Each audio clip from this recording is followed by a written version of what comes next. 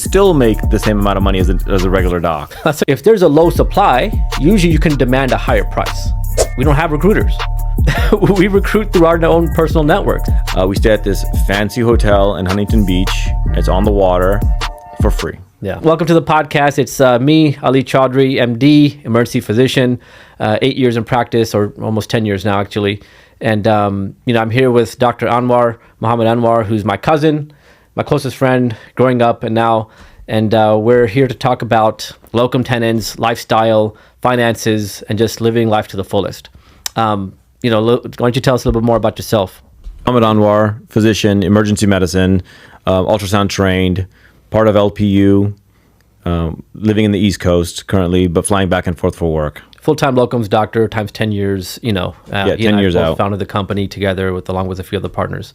We've also been on the business side of things as well. We have our own staffing business, Locum Physicians United, which we began 8 years ago to basically bring transparency and fairness to physicians in the locum space. I was going to say, can you dive into that a little bit about how this got started? Yeah, I was going to start even before that. Like, why did you...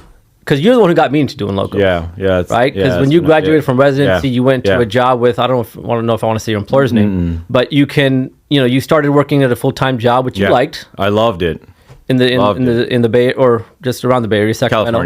California. So what was your experience like there, and what made you kind of decide to even go into locums? Like, why locums? Like, why were you, what was bothering you? So I did a residency in New York City for 3 years in emergency medicine specifically. And then I did a fellowship in ultrasound in Baltimore for another year. Hopkins. And then I moved back. I had nothing on my algorithm besides this one particular job. I was a baby that grew up in this system. I went through that as a medical person. I was like, I'm not applying to anything. And some friends had told me otherwise, and I just kind of ignored them. You went for your full-time job. For a full-time job. This is me getting my career after coming out of fellowship. And I wanted to get back to California. I'd been gone for the East Coast for a long time. And long story short, I start this job and I loved it. I love everything about it. I loved my neighborhood. I loved my house. I loved my friends. I loved my neighbors. I loved my job. I loved the people. So it's not like you were disgruntled and not at all. The hell is this thing? Loved it. Yeah. However, every month the bill from the loan company used to come in for school loans, and it was about $3,000 a month. And so I was making good money, 6 figures, obviously, entering the market at that time. And just to clarify, you're an emergency physician. I'm an emergency medicine physician specifically, correct. And we were making 6 figures, comfortable 6 figures, but, once taxes come out, you pay your mortgage a little bit, bought a small car, nothing crazy price-wise, your monthly payments, and then $3,000 for your school loans on top of all of that. Not a whole lot left at the end of that. Not at all. I mean, you think when you're graduating from residency, you're going to make a lot of money. Yeah. But you see, before you even get the check, half of it goes to like Uncle Sam. Yeah. And to be honest, if you told me this 15 or 20 years ago, you're going to be making this much money, I would have been like, you're rich. Oh, you mean like that? Okay. Yeah. Right? Oh, you mean like in terms of the salary? Of the full-time job, I'd be like, you're ridiculously rich. How do you even complain about money? Anyways, to fast forward, my colleague in his mid-50s was applying for financial aid for his kids for school loans, for them going to college. And they rejected his kid's school loan, saying that he makes too much money. And he was in his mid-50s telling me, he's like, they reject my loan because I make too much. He's like, but they forget the fact that I'm still paying my school loans off. And it hit me. I was like, there's no way I'm going to be 50-something years old, still paying my med school loans off while my kids are still going to or starting to go to college. So at that point, I was like, that's it, I'm done. And someone introduced me to the world of locums, and basically I started diving into that, and that's how I got started, because I realized that the market was so much financially better. Did you know anything about locums before, like, you kind of were thinking about it, or not really? What was your knowledge about locums coming in? Was it pretty limited? It's pretty limited. I knew I would have to get my own health insurance, which was a pretty big inhibitory factor. And then you realize there's no real consistency, and that's all I knew. Right. And that's it. Nothing outside of that. And those are big factors. What about your 401k, man? That's crazy. Health insurance. How am I going to pay for health insurance? How am I going to pay Where am I going to get health insurance from? And then slowly, as you start to realize the money coming in with the locums world, you really, really figure out that it's not a big deal Not at that all. big deal. It's pretty easy to Yeah, figure out. I mean, yeah. you've done med school, right? Yeah, no, it's true. And it's never been easier to learn anything in this day and age. Yeah, All you have to yeah. do is put it on like YouTube it or Google it. Yeah, and yeah, it's you're at true. your fingertips, Yeah, right? yeah. Very cool. So then you started looking into locums, and then was it tough to make that transition from that full-time job to locums? Like, because you had a family at that time as Yeah, well. yeah. How was No, that? super straightforward. I dove in immediately. You basically were like, I'm going to I quit. Yeah. I quit my other job because they wouldn't let us do locums work. Right. And then I basically dove in completely to the fact of just doing locums 100%. Most people that I run into now, I realize, like to get their feet wet. Yeah, like I did. Yeah, Yeah. they like to dabble in it. Yeah. And then they realize, what am I doing? Getting paid X amount less in my full-time job.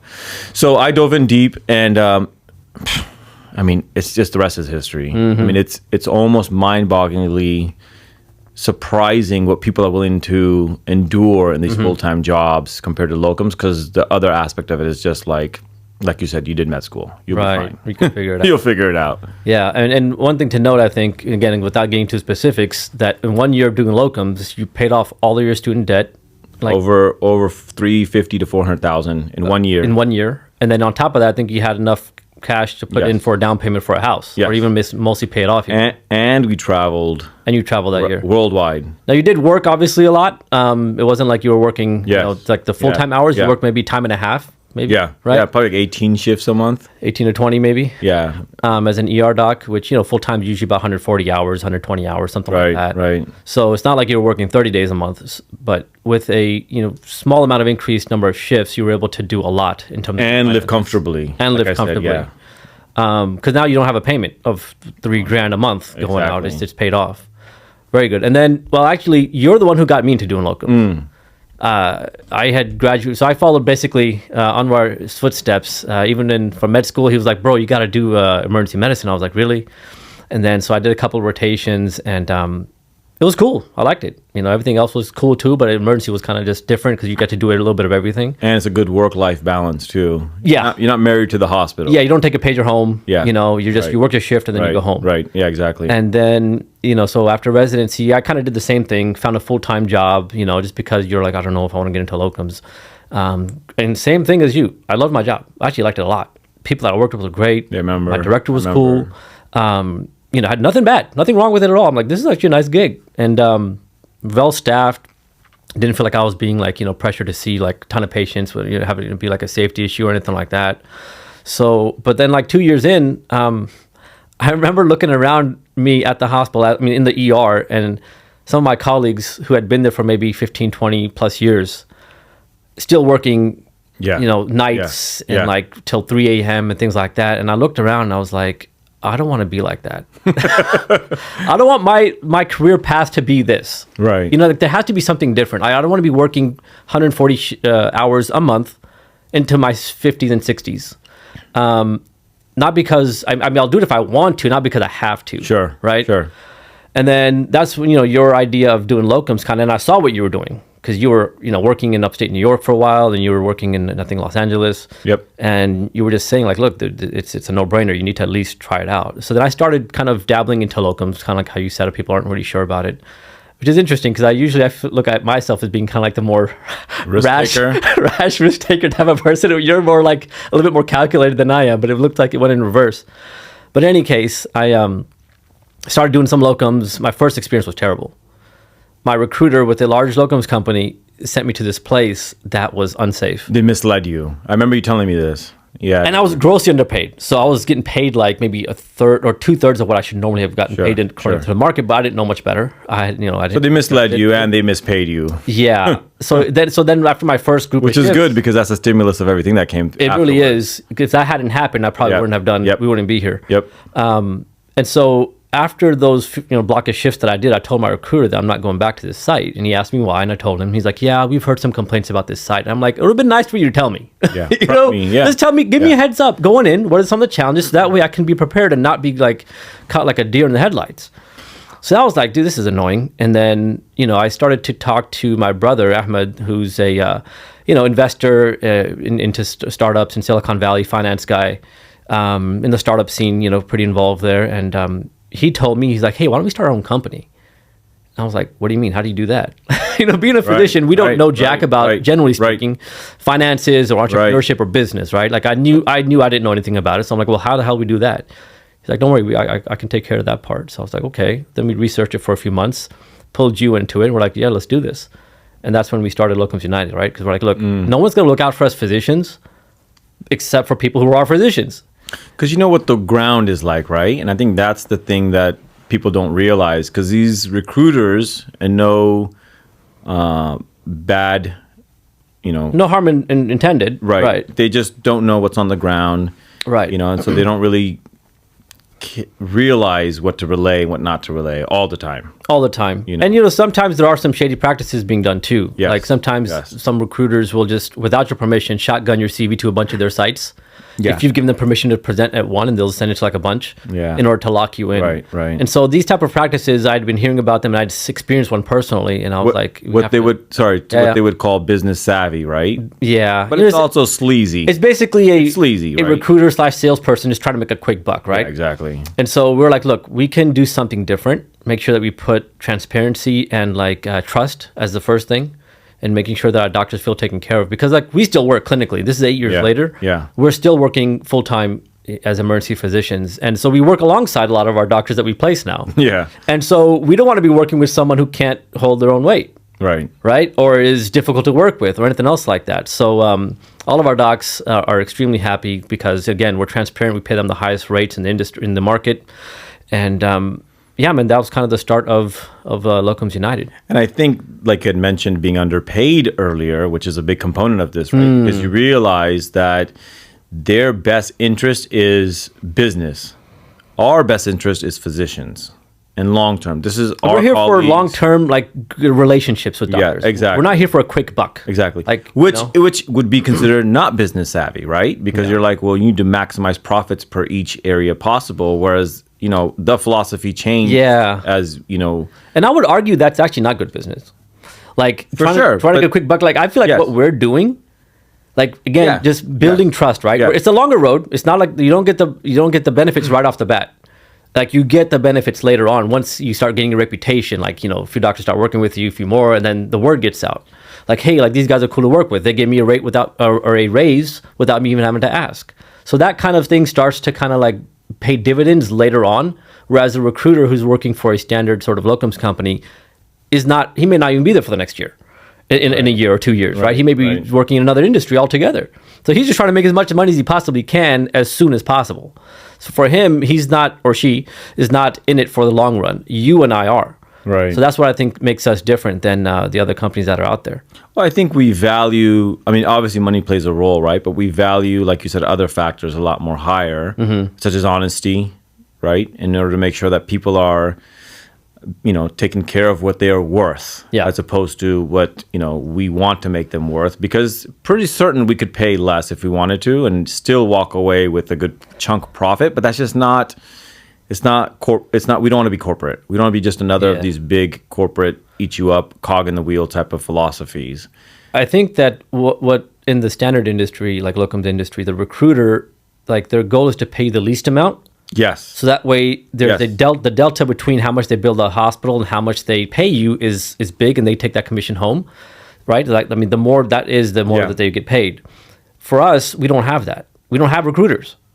We recruit through our own personal networks. Yeah. And so our goal is to start you off at the highest rate that we possibly can, and still make a profit as a business 100%. And run a profitable company. So 100%. There's no negotiating back and forth. 100%. We start you off at the highest. If you can do it, great. If that's not good for you, then that's fine too. Right. But we don't have much, there's not much wiggle room there. Yeah.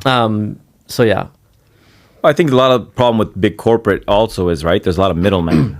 Right? There's 17 middlemen per whatever person hired. That's not an accurate number, but and these companies are so bloated too, right? That's what I mean. These staffing companies are bloated. Yeah, they have hundreds of people doing the jobs of using technology. You could probably cut it down by 90%. Well, that's why they have consulting firms that specifically come into these bloated companies to say this is not necessary. But we had vision from the beginning to realize let's just not go crazy, even though we can and hire 17 more people unnecessarily, because that just bloats our cost, which then does what? Eats the bottom line of the physician, which is not what we wanted.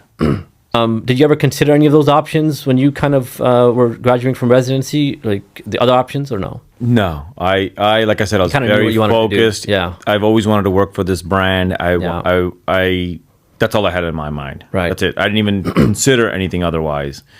Again, loved it, but I realized that the market out there it wasn't worth my time and energy, because I know that I'm worth more.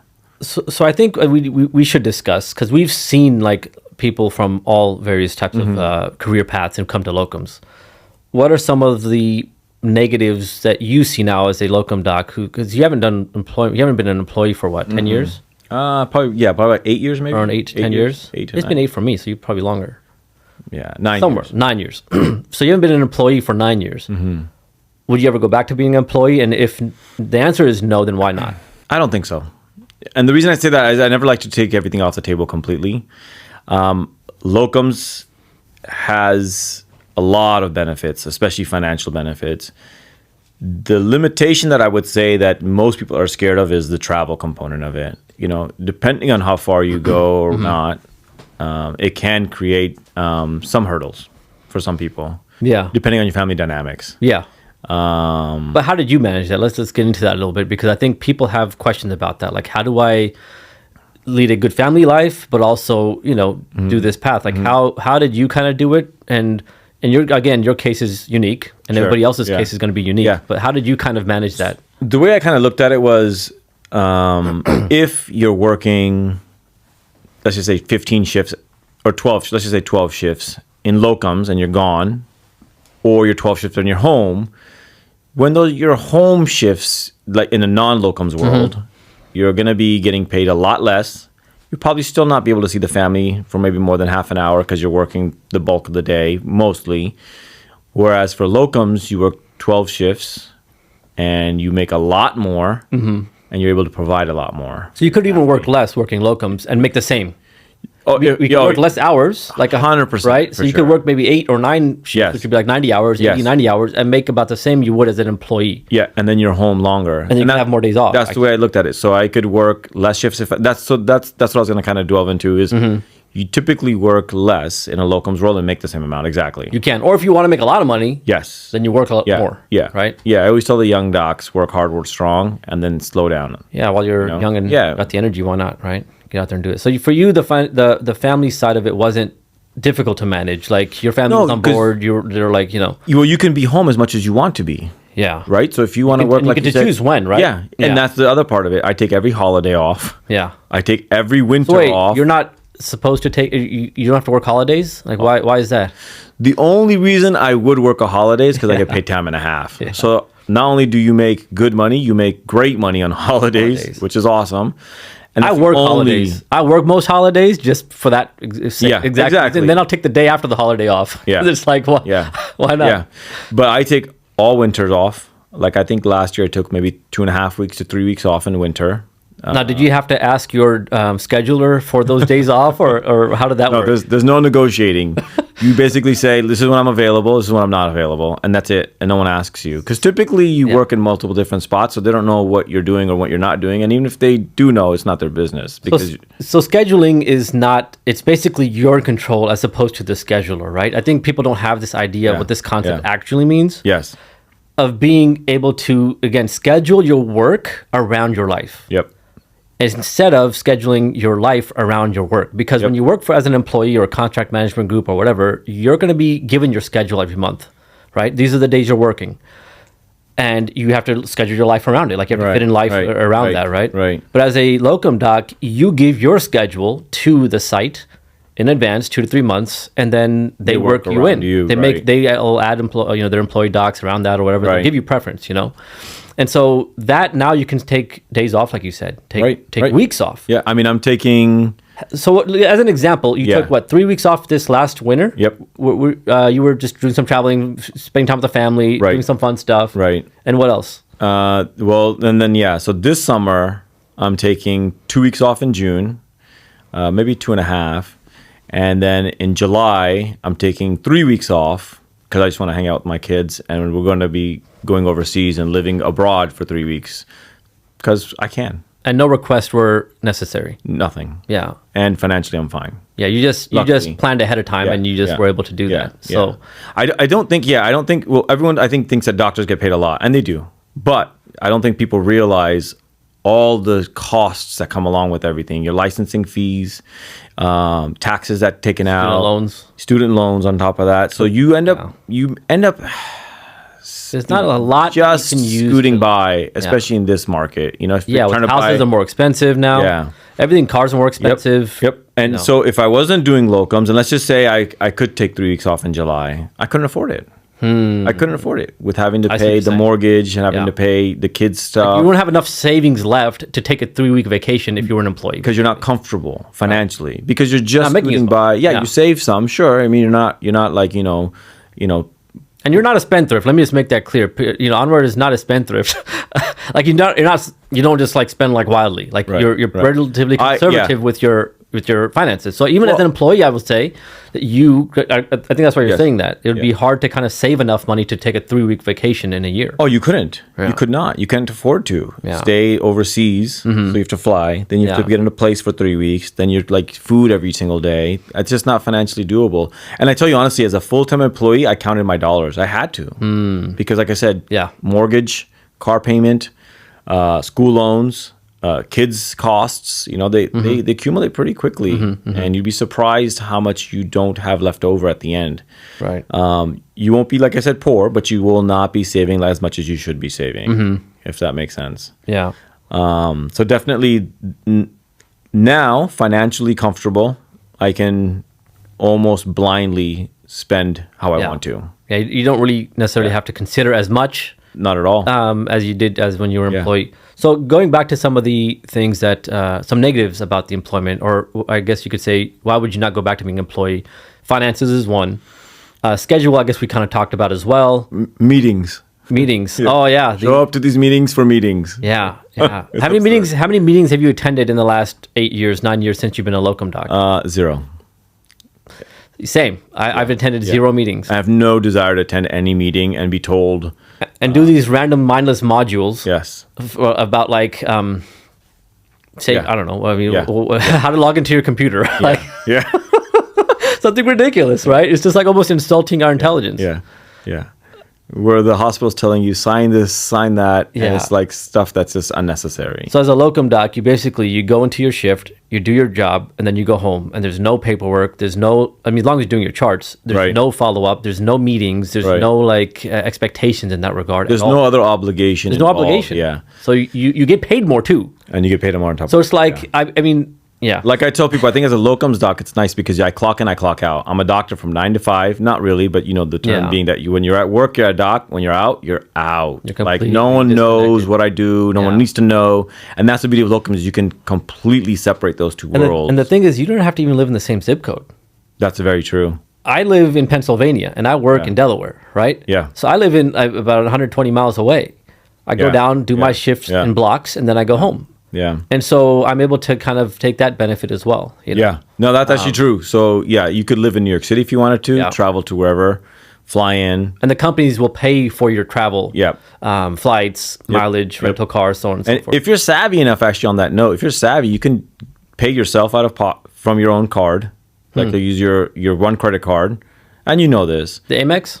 Yeah, just to say you the Amex. And then you get points on that. And you go to the Hilton, and you get points on that. Yeah. And then you get points on your flight. So you get points on your credit card for all of those. Plus you're getting individual points for those independent companies. And then this all gets reimbursed back to you. So all of it, so you can make tons of points. Yeah. So on that note, real quick, I can tell you, like when we go to SoCal, Southern California, we stay at this fancy hotel in Huntington Beach. It's on the water for free. Yeah. It's usually like $500-600 a night, if not more. I stay there for free because I have all these points accumulated every year, which is nice. And to be honest, I'm not the best points person. So I could be doing a lot more, but I just don't care to. Yeah. So there's massive benefits. I mean, we may as well talk about that more, like the whole points thing. So on that point, so for Monterey Car Week last year and this year, I booked a hotel that's like $1,200 to $1,300 a night for free. Yeah, see that. I'm not paying $12 for 4 nights that I'm going to be staying there. It's over $5,000, and it's basically free now because of all the points I've accumulated working locums. Yeah. That's just part of it. That's not like I've used all my points. Right. And you probably flew there on points. I mean, I can fly there on points. Last year I was in Dubai for like 2 weeks on the Palm, at the Hilton Palm, brand new hotel, all points. Zero like cost out of pocket, free breakfast. So if you think about that, now that you mentioned That's that, like what? How much? Like 10 grand plus? yeah. So you're actually technically making 10 grand more. Yeah. If you think about it, yeah, while you're on points vacation, value-wise technically, could be, you know yeah. what I mean? Yeah. So Because you're not actually spending making- that money. So you're making locums money plus points. Mm-hmm. Right. I mean, it's a no-brainer, dude. I mean, that's kind of. Yeah. I never thought of it like that. I always knew the benefits, but I never realized good it's point. almost like Making more passive money. income. It's almost like making some extra money on the Yeah. side for Yeah. travel. It's almost like a stipend you're It's given true. for travel. It's true. Right? That you Yeah. accumulate. Yeah, like I said, I stay in this nice fancy hotel, $500, $600 a night, Yeah. and it's free. Yeah. Almost every summer we go to Southern California. Yeah. Maybe the last couple of years I haven't gone because of other obligations that I've had, leisure obligations. So yeah, so it's awesome. That's a valid point actually. And so the points is obviously that's a whole entire game in and of itself. Yeah, You know, there's the points guys online. You know, we do this a lot ourselves. We have some friends that are very much into points that sometimes will Right, help us out. right. And so, but the other part of the benefits of travel, I guess, is the mileage that you are reimbursed because there's a federal IRS reimbursement for mileage. For right? miles, yeah. And so for 1 year, I basically drove a Tesla Model 3 Performance for free. Yeah, because you get paid back and you're charging the car. So what happened was basically, again, I had 1 year free charging, supercharging. So So you're making money on the car. I was probably making some money because I didn't pay for gas. Yeah. I didn't pay for charging either. And I was driving like 1,500 to sometimes, 2,000 miles depending on the month. Right. So I had at least 20,000 miles in that year. And I was getting reimbursed like at least half of that. So at least 10 grand. Like I was getting, and that was more than offsetting the cost of the car. So it works if you're doing EV especially, right? Because you don't have to pay I think for it gas. works no matter what, right? Yeah. Because even if you have a car, you're not driving at 68 cents a mile. It's not costing you 68 cents to drive that car per mile. So Depending on how much depending on how bad the gas mileage is. If you're driving a gas guzzler that's doing like 10 miles a gallon, then you might not. I think you'd be driving a G-Wagon in that case, So, and I still think you'd break even on a G-Wagon driving with this cost. Should we try? Should we figure it out? I mean, I think that's a good experiment. I've been considering one. Well, on that point, then there's the whole thing about the section, is it 179? Yeah. Section 179, where you can basically, and the laws have changed over the last couple of years in terms of the percentage that you can deduct from your taxes. But up until recently, you can deduct 100% of the cost of the vehicle. As long as it's more than 6,000 pounds. As long as it's more than 6,000 pounds. And so, and as long as you're using it for business purposes, right? So again, you have to talk to your accountant to get the specifics and whatnot of that. But, we both have SUVs that are over 6,000 pounds for that reason. Right. We're able to write off a significant portion of that payment or the cost of that vehicle on our taxes for that year. So it helps us offset that. Yeah, to kind of dwell of what you were talking about, you would still walk away with some money in your pocket if you're driving a non-EV vehicle too. So you could offset the cost of the luxury vehicle that you're purchasing, and it would just reimburse itself. Yeah, like I have one card that's just for my locums work. Right. That is over 6,000 pounds. Which happens to be a Porsche Cayenne Turbo Coupe. It's pretty nice. It's a nice little toy that I can drive to work and have some fun in as well. And you probably pay nothing on it per month because you're Very getting little. compensated for it. Very little. I mean, So well worth it. Yeah, So it's well worth it. It's probably equivalent to someone driving a Corolla. The monthly cost that they comes down pay, significantly when you get reimbursed. Exactly, Absolutely. Yeah. And you could drive a Corolla if you wanted to drive a Corolla. Yeah, and you get more money. You actually make money on it. Yeah. Yeah. But I think if anyone's watched Seinfeld, right, where Elaine sits in the business class and is like, "They've ruined me. I can't go sit back and coach. I can't go So back. once you've sat in a luxury car, it's very difficult. It's harder to go back than it is to like. So yeah, but you could break even at least, right? Yeah. So it just depends on that. Yeah. Another thing that since we're on this kind of topic is that and we've already kind of discussed this, but essentially you and I are small business owners as it relates to the independent locums work that we do, not Locums United. The benefit of not being an employee, which is one of the main things that I'm trying to figure out, why doctors would ever want to be an employee. It's like, why would you choose to walk away with less money? So it's like, and more obligations, and less flexibility, right? Yeah. So I mean, look, and less flexibility. There's no perfect scenario. Like, you're gonna have to give up something no matter what you do. So whether you're an employee, you work for a CMG or a locums, you're gonna have to give up some comfort in order to make that work. then you have to choose what is most important to you. Is it flexibility? Is it freedom? Is it making good money so you can have more time to spend with your family, travel, do the things that you want to do, start a new business, right? Or do you value just being given your paycheck on a consistent time every month, which is exactly the same, and your benefits are taken care of, and they're overinflating how much your benefits are and all that stuff to make it seem like your salary is higher. Right. And for the convenience of that, it's like, to me, it's such a stupid decision to make. Yeah. No, I think exactly that. I think the other part of that is that people just don't realize that this other world exists out there. I think the younger docs coming out now are more savvy than we were coming out, which is good to see. Yeah. Because it's a lot nice. of the docs that work with us, they're new out of residency. Yeah, which is nice. Yeah, because I think once they've been exposed to it when they're in residency, where we didn't get exposed to this in residency because of just the time period of when we came out. But yeah, I mean, for someone to come out now and, like you said, to be restricted with so many aspects of it and still take a full-time job is almost kind of mind-boggling. Right. Like you said, not only are you limiting yourself financially, you're almost kind of owned by that facility that oftentimes you have non-competes, right? Yeah. And basically, you can't work outside of them. Usually, they have some non-compete things. Right. Although now the new law is coming out, so I'm not sure if that's going to be applicable anymore. Valid or not, yeah. But certain organizations say that even if you start a certain business, that they're going to have to give you permission to do that, or they're going to own a significant portion of it. Like, why? Yeah, as long as as long as it's medical, as long as the business is medical. Yeah, but we're in the space of medical. Yes, so it's most of us are going to do something that's medical-ish in that same industry. Right. Sure, you can start like your own restaurant and stuff, but it's not our expertise. Right. But yeah, so. Yeah, I don't think this day and age with this much information available that people should be coming out working full time. This is a comparison, right? Sorry, let me just add to that. Like, this is what I wanted to say. So, say as an ER doc, you're making $350K a year. Okay. If you look at the average salary, sure. It's probably $350. It's probably around $350ish. Yeah.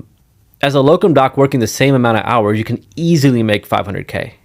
Easily. Now, even those numbers aren't the same because the taxes they're not taxed the same. Right. The W-2 employee who's making $350 is taxed higher. His taxable income is higher. Right. Whereas the one who's working as an independent contractor, his taxable income is lower because he or she is benefiting from deductions. Right? And which can bring it down quite significantly. Yes. Meaning that those deductions can be for, like, again, your business, you're starting your own company or your own home office and so on and so forth. You're converting your basement, that car write-off, various travel things you can do, right?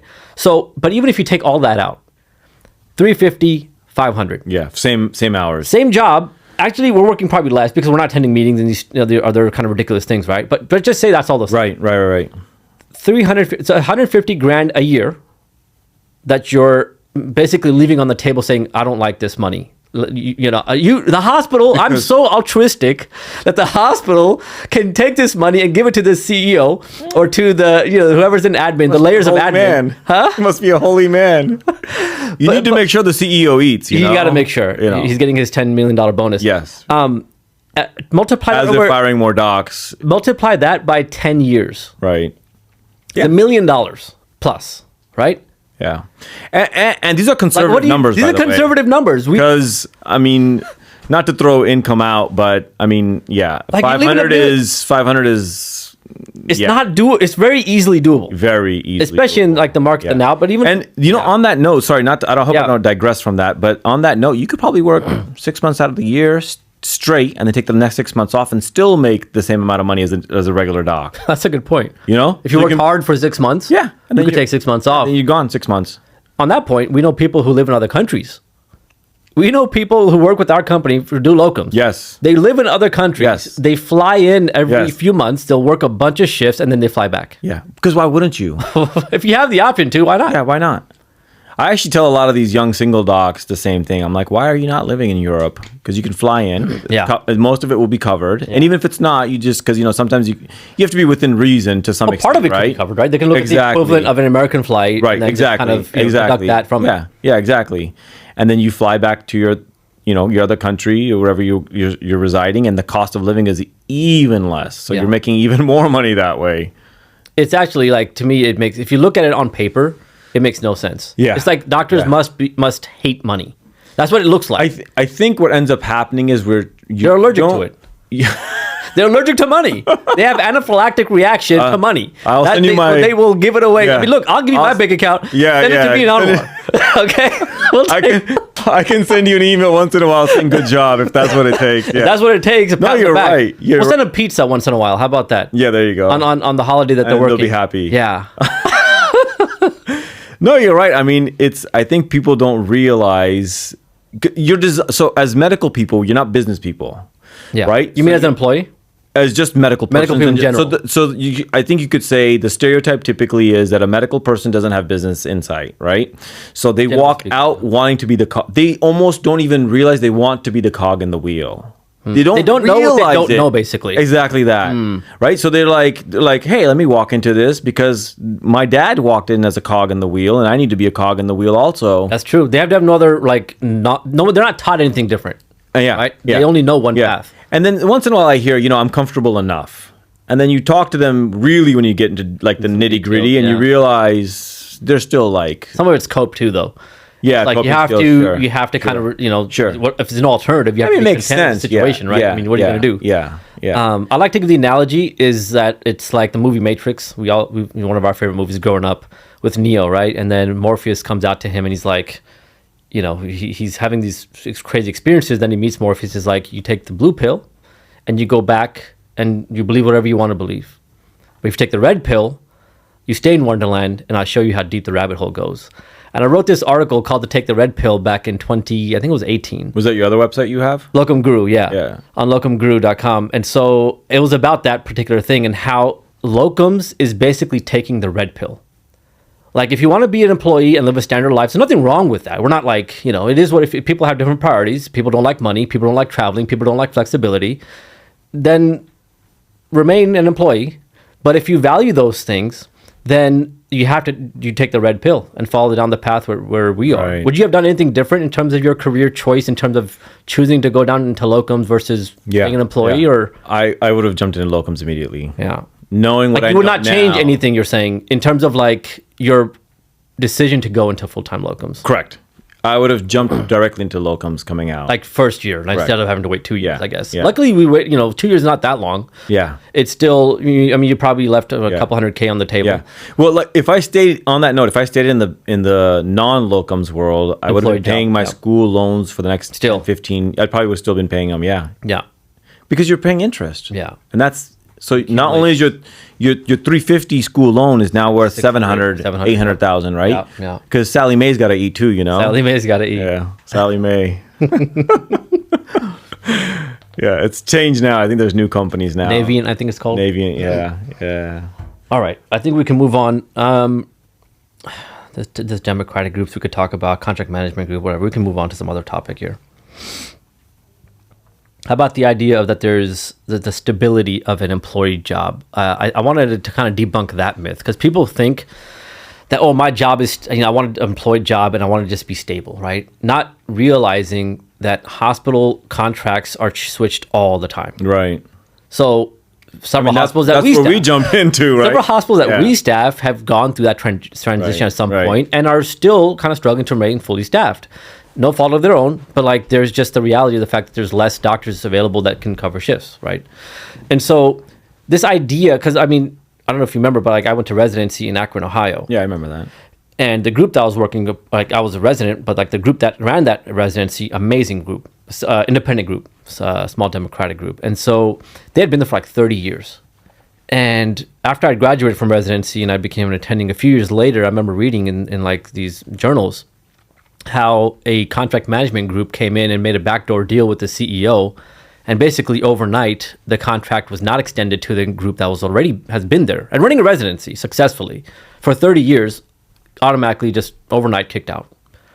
So this idea, I'm sure they never imagined that would happen, Right. But it's this myth that people have, and once I become an employee, everything's just going to be all good. No, your contract could likely change at any point, and you have no say. So either you have to, at that point, now make a big decision to travel and move somewhere else, or you have to deal with the contract that they're giving you and accept it. Those are the two options that you have. Right? And so... I think COVID kind of unmasked that quite a bit too, right? When docs were being let go, and corporate, the mid-level or the middlemen, folks. Yeah. admin folks, all kept their jobs. I don't think anybody got fired from the No. admin. I mean, I don't know. Admin stayed, Yeah. and docs we saw walk out. Yeah. Because we didn't need you. Yeah. But you had a full-time gig thinking that you were secure. Yeah. Medicine is always a good job. You always have security. Which generally speaking is true, but the way that things are now, you can't rely on that. And the thing about locums, private equity. That's all I'll say. yeah, private equity, right? I mean, there's and some of these places, man, they're like switching contracts every like few years. Yeah. Like different as contract management group, and because they all suck. I think on that note, real quick, is private equity walks in and they walk out with profit. The hospitals don't. Yeah, that's true. The hospitals think they will, and that's why they keep switching, thinking they're going to make more than in the next private equity, but they always get bamboozled. They overpromise. They get overpromised and underdelivered. Whereas private equity, They take what they have to. and they always walk away with money. The thing about locums is, though, what's the benefit of that? You're basically diversifying risk, right? That's what I call it. It's like when you make an investment in stocks, for example, it's risky to put all of your money into a single stock, whatever it may be, because it can take a hit, something happen, the founder could die, whatever, and the whole stock could tank, and you're screwed. It's a pretty staple of investment, right? Diversify your portfolio. Diversify your portfolio. That's a good way to think about it, actually. So with locums, if you're always at least credentialed, this is how you play the game. You're always at least credentialed at 2 or 3 facilities, right? Different facilities, not within the same hospital network, right? Different systems within maybe certain regional distances.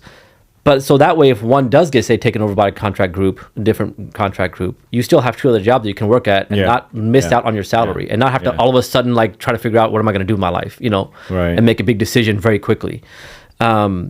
I mean, we've been in hospitals, and the idea that I don't want to change hospitals every year or 6 months. Right. How long have you been working at some of the hospital places that you've worked at, or currently? How long have you been working? 6 years, I think now. 5 years for me, and before that, how long were you working at the other hospital up in Pennsylvania? I still work there. You still worked there? How long has that been? 6 years as well? More than that. Yeah, I'd worked there for about 4 or 5 Probably years since I came out. Another one that we were working at, I was there for about 4 years as well. Yeah. So there is stability. Not all of these hospitals, because the fact is, there's not enough doctors to go around. There's not enough emergency doctors. So when COVID happened, people quit. They're like, we're retiring early. And then some people just left medicine altogether. My director, one of the sites I used to work at, she just left clinical medicine. She was like, I'm not dealing with this stuff anymore. Right. And so that created and then people weren't applying for residencies. It's because corporate world eats them up first off. Well, and that's why they end up leaving. They're just like jaded, right? Yeah, and they're like, well, what the hell? Why do I have to put up with this? Right. And so then not as many people are getting into resident or choosing emergency medicine as a career path. As of right. So now the constrained supply of docs, emergency docs, pre-COVID, was further constrained post-COVID. And retirement too. On that note. Well, that's what I'm saying. People retired early because of COVID too. Yeah. And so that further constrained the supply, which again, for an emergency physician and several other physicians like anesthesia and GI and so on, hospitalist, the supply is constrained and it's working to your advantage. So, in economics, how do you determine price for something? Right. Supply and demand, right? If there's a low supply, usually you can demand a higher price. I mean, that's how it works. Right. So that's the thing that doctors don't understand. They'll just take a full-time job without even maybe just knowing what's out there and then just think that they're getting paid a reasonable amount because it's 5 times more than what they got paid in residency. Exactly. That's exactly. It just seems like a lot of money, but it's you're only seeing what you are. You're not realizing you're leaving money on the table like you mentioned earlier. Don't realize. Yeah, I think like you said, the admin world eats you up, and that's why I think it pushes a lot of these docs out also. Mm-hmm. Whereas the locums world does the opposite, right? You can work as much as you want, you can work as little as you want, and you're not involved in any politics, right? So you walk in, you do your job, and then you walk out, which is actually quite nice. A lot of the politics, I mean, every group has its own politics, right? Yeah. Whenever there's human beings together in a group, there's going to be politics. Right. And so I love the fact that I don't have to get involved in anything. Yep. Sometimes people will be talking about something or asking me if I know something. I'm like, I don't know, and I don't care. Yeah, exactly. I'm here to do my job. Yep. I'm here to work. Yep. I mean, if it's going to affect my work, then tell me, right? If there's some sort of contract that's being changed, I need to know that. But outside of that, I don't care. Yeah. I'm just here to work. Yeah. So you're working to live, not living to work, basically. Yeah. Yeah. Exactly. Right? Because you're showing up to work. Yeah. Clocking in, clocking out, like I was saying earlier, and you're just going into your life as opposed to your work becoming your life. Exactly. But in terms of like hospitals and groups like that, having loyalty towards doctors who've been working there for like say 10 years or something like that. Kind of just re-emphasize your point is that there's no loyalty. These groups come in, they come out. And you're basically a cog in the wheel, like you said, and you're very replaceable. At least that's what they think, right? I mean, they don't really care. And so that's why you need to empower yourself as an emergency physician to give yourself the flexibility and the options that you don't have to be basically forced to do anything you don't want to, right? If a place starts to add increased burden in terms of like maybe staffing or amount of patients you have to see that you think is unsafe, you don't have to go there again next month. You literally don't have to sign up for shifts. Right. So a lot of doctors are stuck in their jobs, bro. I see this in these physician Facebook groups all the time. Yeah. They're like, oh, well, my job is this, and like this happened, and then this happened, and then this person is treating me. I'm like, okay, that sucks. But you're a sitting duck, basically. You're at the mercy of whatever happens around you. You have no control whatsoever. With locums, you have absolute control. Yeah. Why do you think doctors are afraid to take that next step? I just think they don't know. Just ignorance? Yeah. I'll give you an idea or a story of someone that worked with us and worked back at their regular job. You mean as an employee that you used to work with? Okay. Yeah. So an employee that worked an employee job, then started doing locums. Okay. Yeah, I was doing locums the whole time. Okay. Started doing locums and then would occasionally re-pick up some shifts at their employee hospital as an employee still. And get paid less. And get paid drastically less. And I remember having that conversation, and the realization on that note, I don't think ever clicked until the conversation occurred. Yeah. That why am I taking literally 2/3? Well, you're part of the family. You need to take, you need to pick up and make sure that the problems that the admin can't solve, that you pick up the slack and get paid less very true. for your services. So why would you not? You're a doctor, after all, right? I mean, you're altruistic. You went to med school. You want to help people. Yeah. Help the CEO out. Make sure he gets his bonus. Yeah. I mean, those yachts don't pay for themselves, There's have-nots and then there's have-yachts, right? That's exactly what it is. Doctors, generally speaking, are the I don't want to say have not. I mean, because, we are blessed with a pretty consistent and stable income, generally speaking, compared to some other parts of society. But, there's a lot more like we're talking about that's on the table that we, I think, are deserving of based on the nature of our work. Yeah. Right? They're making money off our back. Which I don't have a problem with in and of itself. But it's like at the expense of what I'm doing. Yes, give me my share. Because you and I are the ones who are getting spat at work. Yeah. We're the ones who are getting the psych patient that's unruly, that's trying to hurt people, and literally the drunk person that's literally swinging at people, right? Yeah. You and I are dealing with that. Where's the CEO or the hospital admin at that hour? He's asleep or she's asleep. Yeah. Yeah. So, I think it behooves physicians, all physicians, emergency, anesthesia, whatever, that you need to value yourself. That's one of the things that I think that doctors have a hard time doing. It's like because they've been in student mode their entire life, they've just been trying to work towards something. Then all of a sudden when they get something that's a lot more than that, they're just immediately content. And then later on, the realization kind of comes like, this kind of sucks, but then it could be too late. It could be 20, 30 years, right? Because you're still paying off your debt. You're still working extra to pay off, to give, for your child's college fund, whatever it is. But it's like, why are you valuing yourself less when we're not talking about a different planet? Right. This is happening in the same country and in the same states and the same hospitals that we're working with, physicians in various places and across the country. So like, that question is like, or my question to you is, why do you think doctors undervalue themselves? And it could be, ignorance is one factor, or it could be some other psychological factors that you think doctors just don't tend to value themselves. Because I think that if you're not maximizing your dollar per hour earned, right, you're undervaluing yourself. Oh, by all means. Right? I mean, why? I think the comfort of not having to deal with these other factors that they just don't realize that are not that bad. Like we talked about a little bit earlier. Like, let's go into that. SEP IRA, right? How did you kind of set up your benefits and all that stuff? Because I mean, that's a big thing about docs. Like, oh my God, how am I going to do this? This is like rocket science. I can answer all that in one word: accountant. Accountant, yeah. They do everything, and then you read a little bit. So your accountant does like all your kind of essentially, right, and all that stuff. Yeah, exactly. Okay. You probably have to open an account with some company like Northwest Mutual or something else, right? Yeah. And then they just basically. I mean, just like any field, right? There's good and bad accountants too. So that's another world to kind of talk about, in some other future podcast or so. But essentially, your accountant gives you the idea. There's something called Google that someone I know tells me a lot. And you realize it's really not that difficult, but that initial dive into that world is seems very a bit scary. Yeah. And that's, I think, what creates, right? There's a saying, fear kills more dreams than, oh God, do you know Point taken. That first line is what says it all. Fear kills more dreams. How's that? Yeah. There's a little bit more to that sentence, but essentially that's what it comes down to. And I think that's exactly the world of full-time doc versus a locums doc is exactly that. Fear kills more dreams. And fear comes from ignorance. Exactly. Right? It comes from not knowing. So if you don't know about a certain people or certain like a culture, you'll be fearful of them. Yeah. Because when you first see them, they might look different. Same thing with docs. Like they fear the unknown, and generally that's human nature. Human nature fears the unknown, like you're saying. And the funny thing is like, when's the last time I thought about my SEP IRA? I don't, because it's so easy. When's the last time I thought about my health insurance? So it's not like an ongoing thing that you have to not at all. Once you set it up, it's done. It's done. Like I don't worry about it. My disability insurance, I don't think about it because it's not that big of a deal, you know? So you talked to your accountant, you got all that stuff taken care of. Yeah, you get the basics from them. You delve into it on the internet a little bit. The health insurance, was that also through your accountant, or how did you get that set up? No, I mean, I know I need health insurance. Yeah.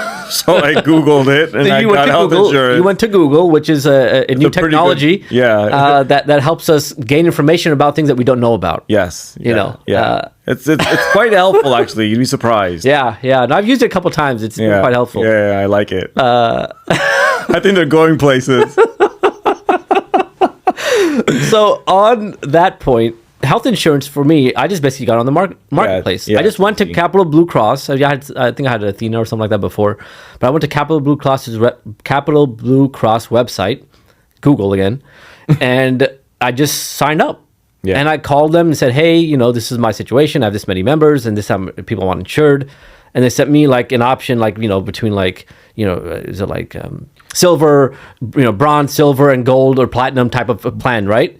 And then I choose specifically which kind of health plan that I want. Now and that's nationwide, and that was much better than the health insurance I had as an employee. So that's the other part of it, and it's tax deductible. And it's tax deductible. You're right. Yep. Well, let me ask you this: how many hours does it take to pay that healthcare monthly plan off? Monthly. So how many hours do you have to work? You mean my clinical work to pay that monthly premium? Yeah, because everyone's always scared, like, oh my God, my healthcare is going to be so expensive. It's going to be ridiculously expensive. I can't afford it. How many hours do you have to work to pay that monthly health insurance off? 3 hours. 3 hours per day or per shift, or 3 hours in total? In a month. So if I work 3 hours in a locum shift, my health insurance is paid off. 3 hours, not 3 shifts, 3 hours within a shift.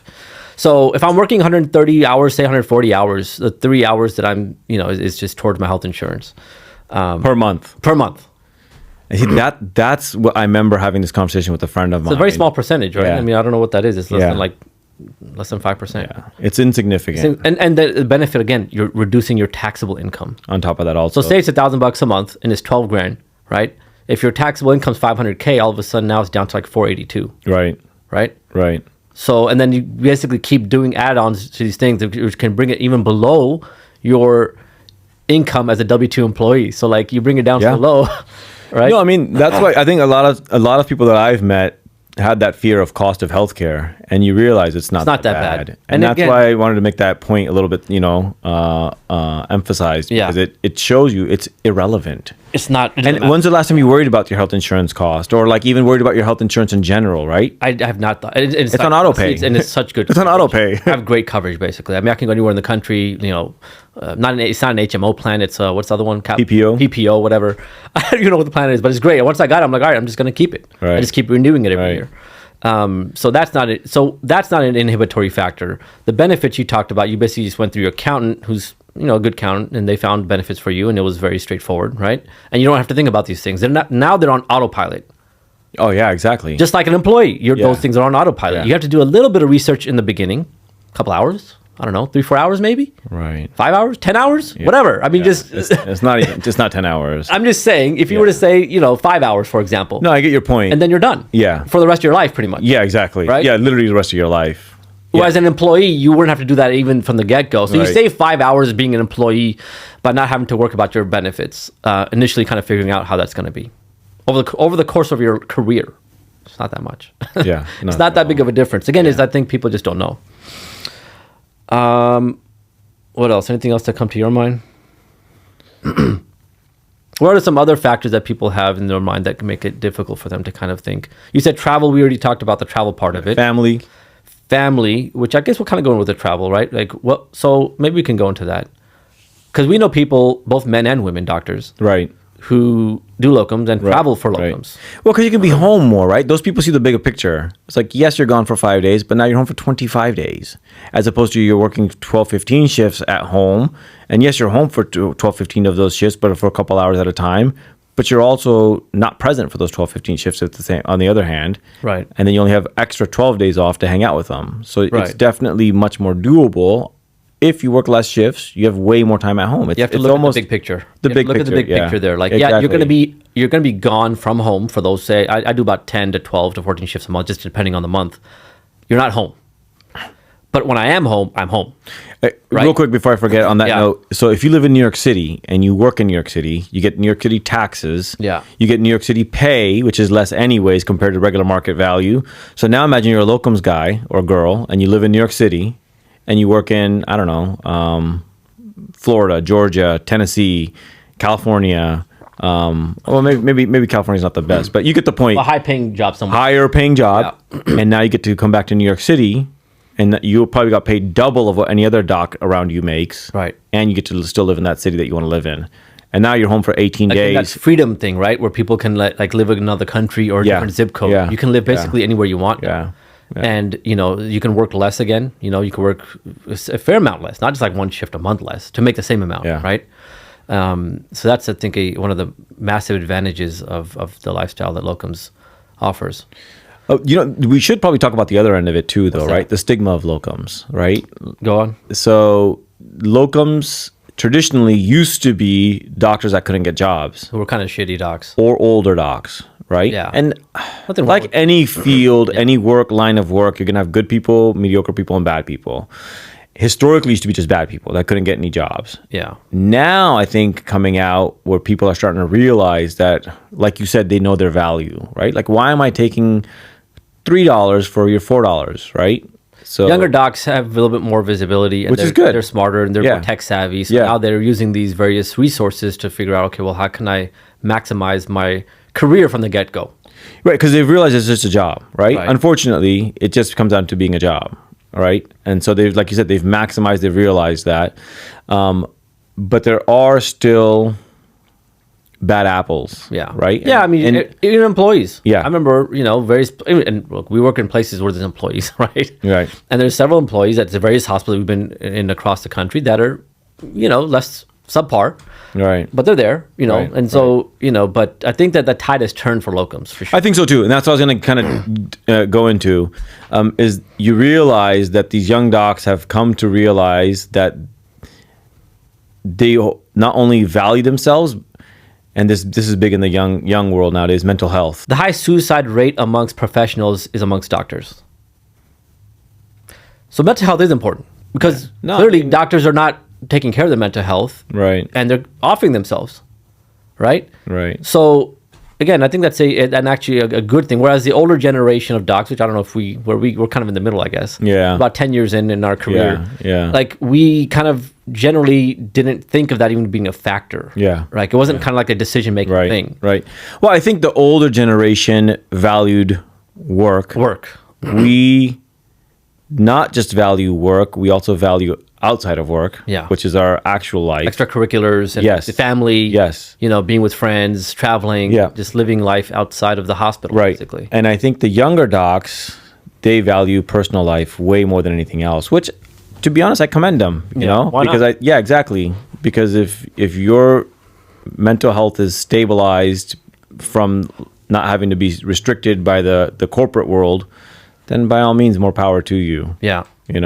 Persons of higher intelligence would be more capable of managing their emotions, you'd think, right? But I think statistically, compared to the non-professional world, I think it's pretty equivalent. Within the professional world, like you mentioned, though, I think physicians are probably the highest. Again, rate of right. This is based off what you're saying, because I know that we're up there. I just don't know if we're the top. It was a year or two ago when I looked. I mean, if it's changed, but we're up there. We're up there. Yeah. Again, I think it's because people, maybe it's because they sacrifice their mental health. Maybe it comes down to that, Maybe they have dived so deep into the corporate world that they've lost touch with who they are on a personal level. Which actually, on that note, real quick, if you look at these old people blogs, people that have written blogs after interviewing these older persons, none of them say wish they worked more. All of them say they wish they established their family more, they spent more time with their kids more, because that's what ends up being your buffer between you and your mental breakdown, right?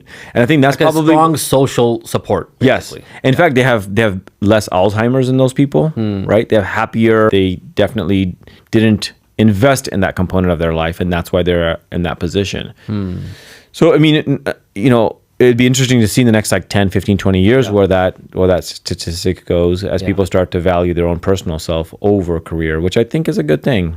And the reason why I bring that up because is that we believe, at least I do, and I'm sure you do, you can tell me if you do, is that Locums allows for that space for you to kind of take your own mental health, your own priorities, your own family into consideration and put it first. Like that's, you prioritize 100%. Those things ahead of your career, not ahead of your life as opposed to your career. And I can speak to that for myself. Yeah, too. Definitely. I mean, you can essentially take every weekend off if you want to, like literally as a locums. Bro, I can't remember. I think last year I took like 6 international vacations. I don't even remember how many there were. I mean, that's a blessing. I mean, alhamdulillah, I really thank God that I was able to do that. But it's like I didn't have to ask anyone. Right. I just scheduled myself off. I just went to Dubai. I don't even know where else I've been so far. I'll tell you, you went to Mexico like 4 times. You were in California like 6 times. Granted, you have family in California. Yeah. I think you went to Turks and Caicos, Puerto Rico. Right? I didn't go to Puerto Rico. You didn't go to Puerto Rico? Not this year? Not last year, I mean? No. London, you were also in. Yes. Yeah. Istanbul. Yeah, Istanbul. Yeah. I mean, I've been a few places. But I mean, my point from all that is that I didn't have to ask anyone. Which is wonderful. And thankfully, I had more than enough expendable cash. Well, let me ask you, how did you feel after all that? And free flights. About what? What do you mean? After you came back from vacation. Actually, it was kind of nice. You're refreshing, right? I feel like, all right, yeah, I'm refreshing. I don't mind going back into work after taking that breaks because again, your mindset is my life is so great now that actually I don't mind going into work and working some shift and just helping people, like legit helping people. Like I said, I'm grateful for my career. I'm grateful for my income. I'm grateful for a lot of things. But when someone asks me, "What's your dream job?" I don't dream about my job. I dream about laying on the beach. That's what I dream about, is laying on the beach. And with locums, I do. You lay on the beach. I do lay on the beach. And that's the beauty of it. I lay on the beach. Well, I don't know if I should say this. Private beach. Private beach. No, I was going to say, we could probably cut this out. But during one of the jobs, I work at a job that is close to a beach. Right. And between shifts, I stay at hotels that are close to the beach because that's where my job is. And between shifts, there's no obligation for me to go to any meetings or anything else. Like on a weekend, I actually go to the beach. So I think this is actually another valid point, right? So it's like you can explore. Yeah, you can explore the city if you want to. Like, let's just say you want to go. Where do you go? Portland? Is it Oregon or something? Maine, sorry. Portland, Maine. Yeah. I love it. Love the city. Yeah. You always talk about it. Yeah, I hate to acknowledge the fact that I like it so much. Yeah. But that's the thing. When I go there, I go to the beaches there. I go to the different restaurants. I get lobster from different places. Yeah. And you realize that, you don't have to necessarily just be working there. You can almost live in multiple cities at the same time. I think that's a valid point. That's actually a valid point. You probably would have never gone there had not been for your local. There's no way. It's not on my algorithm. Yeah. Ever. You were not planning to ever go there. Nope. And now you're kind of forced to go there. And I'd like to go there now. And I guess that's another good point, is that the flexibility of working at different sites that people, it can be taken as a positive if you have that mindset, right? Because some people are just like, oh my God, I just want to work at one place for the rest of my career, which I think is changing. But I've worked at some places that I didn't think I'd like. Sure. There's one place in the middle of Pennsylvania. Literally, there's no one around. Right. It's like 200 miles from the closest big city. And you enjoy it. And it was just so quiet and isolated. It's like I think it's one of the places in America that's the darkest at night, so you can see the most stars. And the patient population there was great. They were so thankful. A far cry from some of the places that we've worked at previously, where sometimes you get a different patient mix, and not all of them are easy to work with. I think it kind of dwells on the point where you kind of learn a different culture, because America has a lot of different subcultures within it, which is kind of wonderful. So when you do travel, you do expose yourself to these different cultures, which then brings me to the next point, which I was going to mention is I have friends everywhere. It's awesome. Like I'm telling you, I go to Florida and because of the fact that you've done locums. Because I've done locums. Yeah. I meet up with people, or I can meet up with people. I go to Maine, I hang out with people. Yeah. You know, I come to, California, I meet up with people. Granted, it's more family when I'm there. But you have people all over. That's the beauty of it. You got bros in different area codes. There you go, exactly. Very cool. So it's awesome. Yeah, I love it. It really is. Like, again, you can be married to a job and just do that for the rest of your life, and that's fine. It is what it is. But it is kind of cool. Though. Yeah, it does get kind of like the days start to look like the weeks, which start to look like the months, which start to look like the years, and you have a hard time differentiating one year from the other. So, on the note of travel and stuff that you were kind of, I was being a little facetious at all the places you went to or so, but it's like I take all my Saturdays off because my kids are home. Because I get to hang out. Wait a minute, you're not obligated to do a Saturday a weekend or a month? None. I can easily take off every single day that I feel needed because I want to. I mean, how amazing is that? You can take your birthday off. You can take your I do take my birthday off. I do take my anniversary off. Anniversary day off. You can take your kids' birthdays off. I do all of this, actually. In fact, I make it a point. Kids, summertime, like you're taking time off, to spend time with your family and your kids because they're going to be obviously off from school. Yep. And I don't think in the last 8-9 years I've missed any of those because I don't have to. Yeah. Because what's holding me back besides me? But that's one of the things that I think employed doctors cannot say. Yeah, exactly. And they oftentimes complain about the fact that they have to give up, certain things with their family. Right. Like, I can't be there for my son's soccer practice, right? Regularly, right? Or whatever else, right? Whatever else that they prioritize. And so, but for you, if there's something certain that you really want to do and make sure that you prioritize, like your kids, various things, activities, you can do that, and no one's gonna force you to do otherwise. Right? You're not obligated to any particular. If you choose to, that's a different story. Yeah. Like if certain places I work, I try to go out of my way to help them out because I like working there, and have a good relationship with them. But there's no obligation by any means. Which is kind of nice, I just noticed nice T-shirt you're wearing. Oh, you like it? Yeah, it looks pretty cool. Yeah, my boss made it. What does it say on W2LOL? W2. So when I first saw it, I will say I thought it was a little corny, but I tell you the amount of conversations I've had just started by it on its own. Its depth of it weight. says a lot. It says a lot in just a couple words. There's a lot of meaning. See, I'm quite the philosopher. They don't compare you to Socrates. Socrates. For no reason. I'm trying to work my way up there. Yeah. I have a ways to go. But it's true though. It's like corporate world is LOL. It is LOL, dude. Yeah. You're. Yeah, sorry. Go ahead. Sorry. Like even the tech world, right? All these people were. I don't know if you saw a little bit ago on TikTok, and all these people were like, "Let me show you a day in my life," and they're walking around with their coffee. Guess where they are now? They're fired because W2, LOL to them also, right? So it's like you dedicate yourself to W2, but W2 at the end of the day fires you. So W2 is, just to be clear, is a W2 is usually the method of employment on the IRS form. It's basically on the IRS form, right? For full-time when you employee. apply for taxes, or when you do your taxes every year, if you're an employee, you have to file for W-2 taxes, right? Whereas for an independent contractor or locums. or locum doctor, when you file taxes, you do the 1099 form. Yep. And the difference between the two is that for W-2, you get your taxes taken out without you having to ask even, or without you deducting anything, because IRS automatically, before you even get your paycheck, the taxes are taken out. Right. Whereas for 1099, you're given your entire paycheck up front. Right. Now, you need an accountant, I think, is what I would advocate for, because, again, most doctors are not financially savvy. But if you have a good accountant, they will help you sort of navigate that and save enough money to make sure you pay your taxes at the end of the year and maximize your deduction so that your taxable income is lower. Yeah. So that's the difference between the 1099 and W-2. Yeah. Which is why we kind of made these T-shirts. It's like W-2, it's kind of like, are you serious? Take more money. Take more of my money. You should wear a shirt saying, I don't like money. I don't like money. I don't like freedom. And I don't like flexibility. Yeah.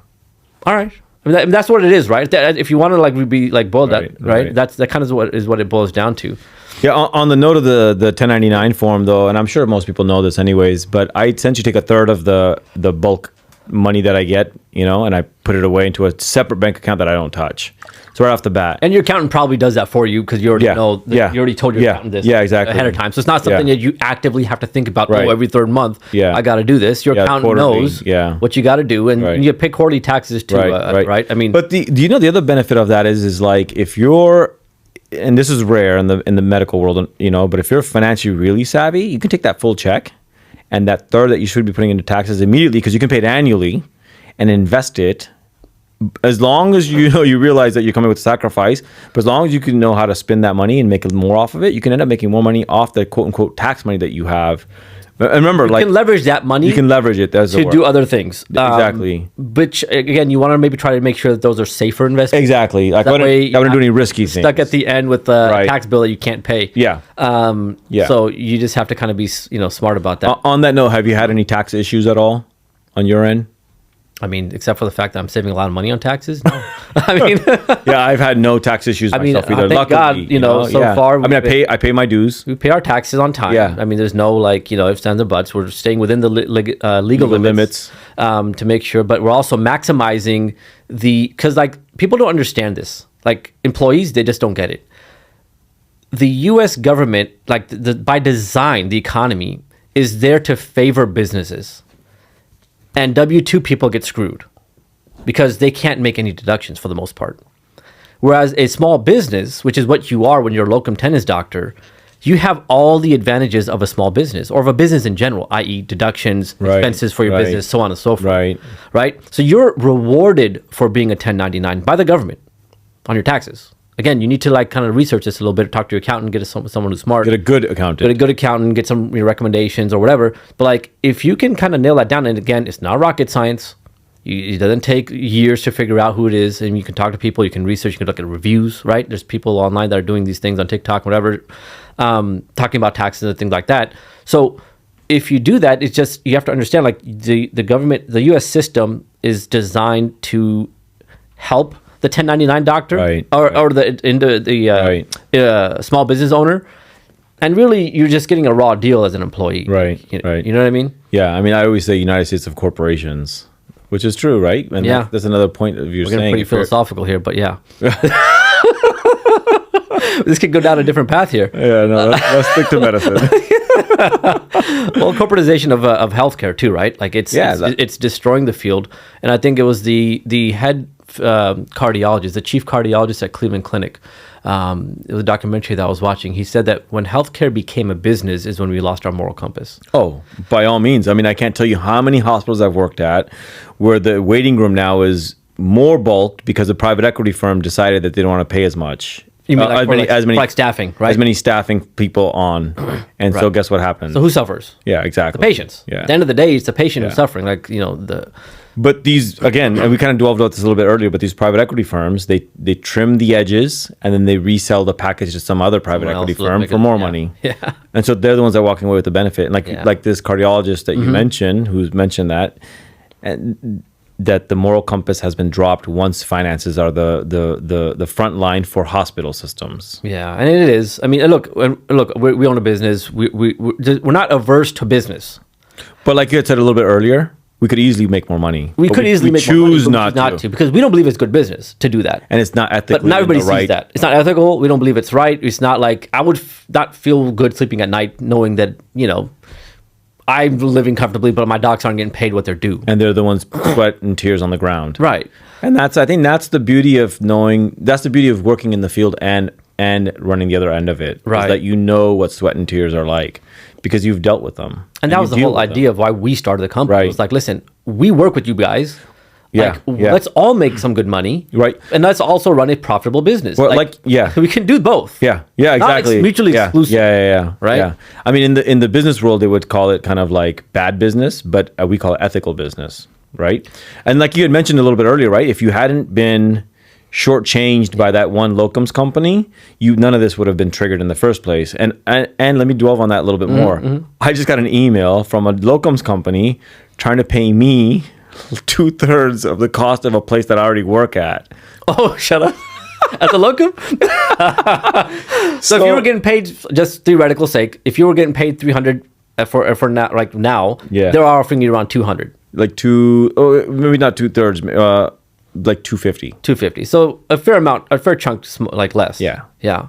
So it's almost like you realize that even within the there's locum money, world. yeah, there's money that could be going to the doctor, but it's going to the recruiter. Right. Right. So, which then also kind of, delves into the world of locums world also, right? There's good and bad locums companies too. Yeah. Most of them are diving in for the business aspect of it. I don't think we dove in for the business aspect of it. We dove in for the, hey, I want my equal paycheck aspect of it. Yeah. And let's just push that forward to the rest of the people. How do you find a good locums company then? Like if you're a doctor, say you're out of residency or you're graduating or you're a few years out, whatever, and you want to start this locums journey, where do you start?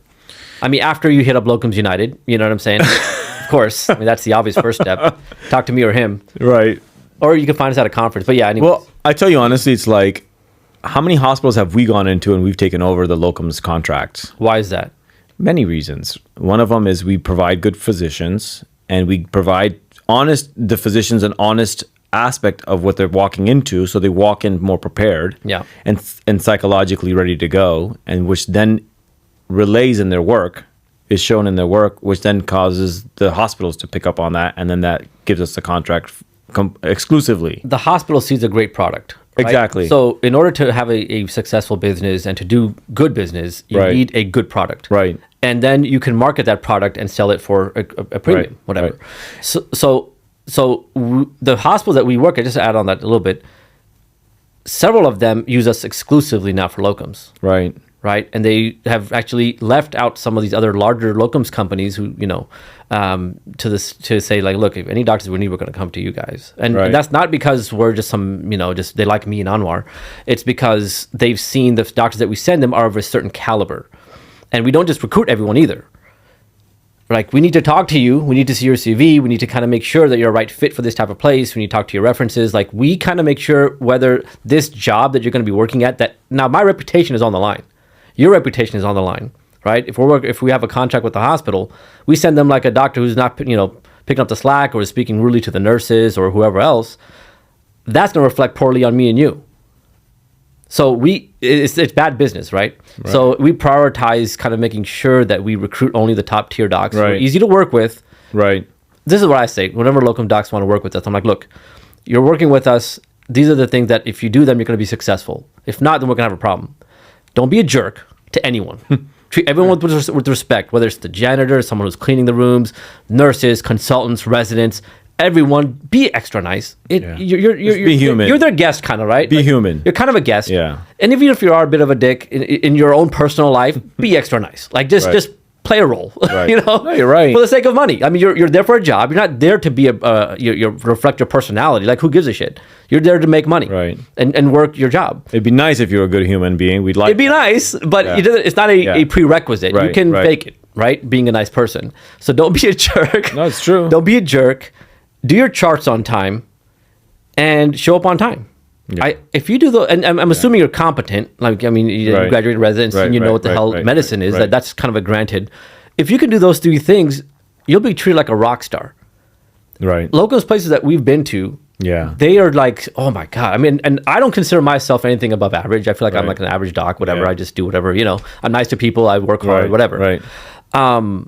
But I mean, is that your experience as well? Yeah, exactly that. I mean, I think it's like if you just have these basic human characteristics, you're fine. Yeah. But, do right, respect people's time so you show up. Yeah. And you just try to work hard when you're there. Right. No, exactly that. But to answer your question about how do you find a good locums company? Yeah. I think for the new doc, it's hard because there's a lot out there nowadays, And I think the big ones are corporate. I mean, it's simple as that. Yeah, I mean, so that's almost a no-brainer. The Comp Healths, the Weatherby, the Vista, the Team Healths, which also have the locum side, DNY. Right. These are all like, not to say that they're all bad all the time. Right. You can find good recruiters within each one. Yes. But you won't know until you know. Right. But I think the smaller ones, the smaller local companies are typically the ones, especially with people with feet on the ground. And I'm not just saying that. And there's other physician groups too that do this. Yeah, exactly. We're not the only local company that is, managed by physicians. Right. There's several others that are out there. Yeah. But I think talking to your colleagues, right? Knowing, other people that worked within the company and they have like good experiences or so. And that's, I think, kind of trying to figure that part of it out.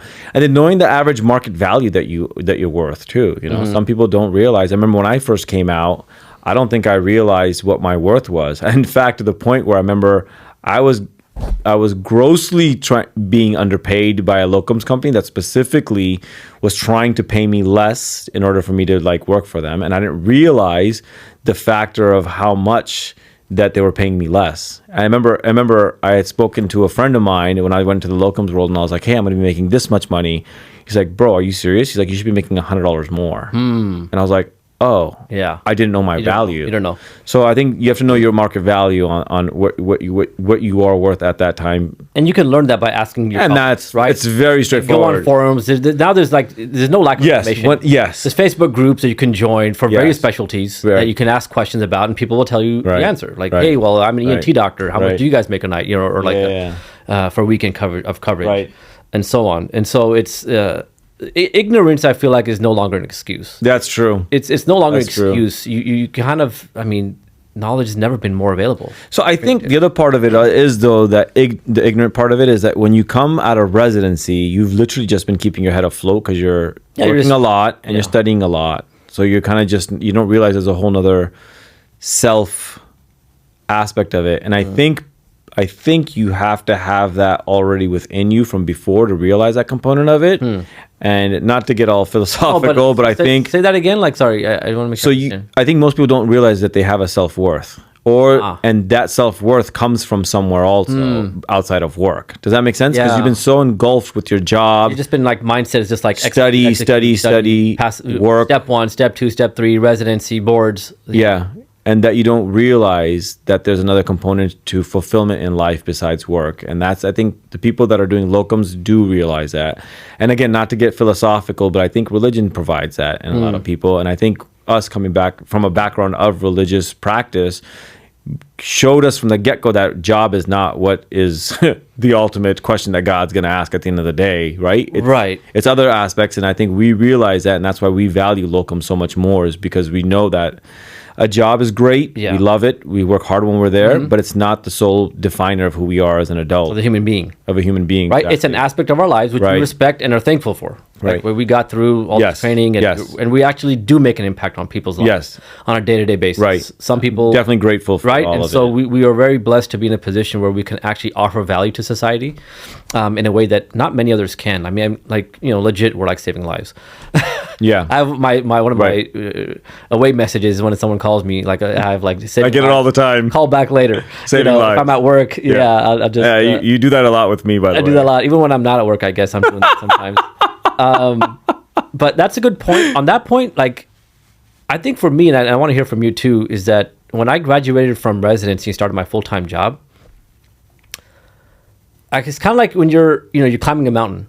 You're climbing the mountain, right? Throughout your like career, your as a student and as a resident, and then when you reach the top, you kind of look around and you're like, and now what? Right. You reached the top now. I mean, that's what you were striving for this entire time. That was the pinnacle that you were going for.